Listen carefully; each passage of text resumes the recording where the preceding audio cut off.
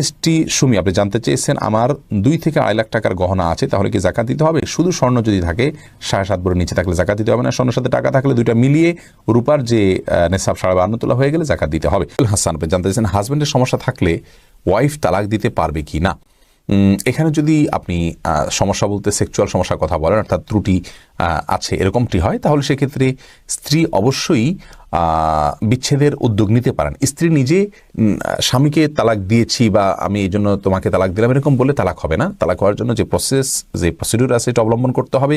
যদি কাবিননামার form fill up হয়ে থাকে, সিগনেচার করে থাকে স্বামী স্ত্রী উভয়, তাহলে 18 নম্বর কলামে লেখা আছে স্ত্রীর যদি জৈবিক অধিকার আদায় না করেন স্বামী, বা স্ত্রীর বিশেষ কিছু অধিকার যদি আদায় না করেন, তাহলে সেক্ষেত্রে স্ত্রী নিজের প্রতি নিজে তালাক গ্রহণ করতে পারেন, এটাকে অর্পিত তালাক বলে। তো সেটাকে তিনি প্রয়োগ করতে পারেন, অথবা আদালতের মাধ্যমে তিনি অবশ্যই বিচ্ছিন্নতার পথে হাঁটতে পারেন। তবে যদি সেটি নিরাময়যোগ্য হয়, অবশ্যই সেই চেষ্টাটা আগে করা উচিত।